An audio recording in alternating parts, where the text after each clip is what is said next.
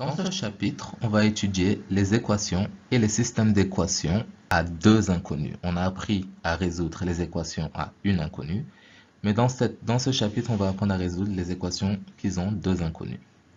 Commençons avec une petite phrase très simple. La somme de mon âge et de l'âge de mon père est de 60.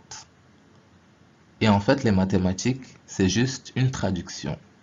Mon âge, on peut lui donner un nom, par exemple x, et c'est une variable. Et l'âge de mon père, on peut lui aussi lui donner un nom et l'appeler y. Et on nous dit que la somme, et la notation en mathématiques pour la somme, ça veut dire quoi? Plus. Donc, la somme de mon âge et de l'âge de mon père, x plus y, est de 60. Et de 60, ça veut dire quoi? Égale 60. Donc, on a ici une équation.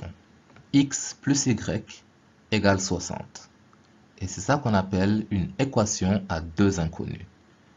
Ici, x, c'est la première inconnue, mon âge, et y, c'est la deuxième inconnue, l'âge de mon père.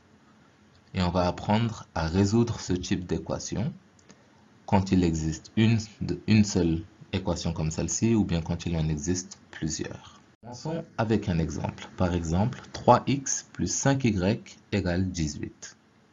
C'est une équation et l'ensemble des solutions, c'est des couples de solutions cette fois. Ce n'est pas un nombre. Par exemple, x pourrait être égal à 2.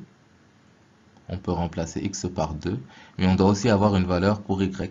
Par exemple, on pourrait remplacer y par 8 et voir ce qui se passe dans cette équation. Quand on remplace x par 2, on a 3 fois 2, 6. Et quand on a remplacé y par 8, 5 fois 8, 40. La somme de 6 plus 40, c'est 46. Et donc, en remplaçant x par 2 et y par 8, on est en train de dire que 46 est égal à 18.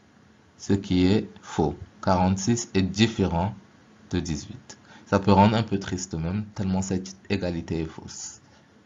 Donc le couple, on dit que le couple 2, 8, parce qu'avec les équations à deux inconnues, on parle de couple de solutions, n'est pas une solution.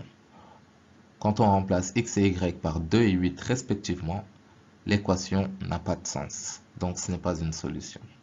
Si on remplace x par 1 par contre, et que pendant ce temps on remplace y par 3, on obtient cette fois-ci 3 fois 1, 3, plus 5 fois 3, 15, qui donne 18.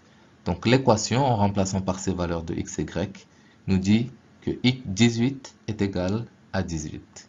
Et ça fait sourire. Et on dit que le couple 1, 3 est une solution. Ok? Donc avec les systèmes d'équations, ou les équations à deux inconnues plutôt, on va parler de couples de solutions et on va apprendre comment trouver ces couples de solutions de manière générale.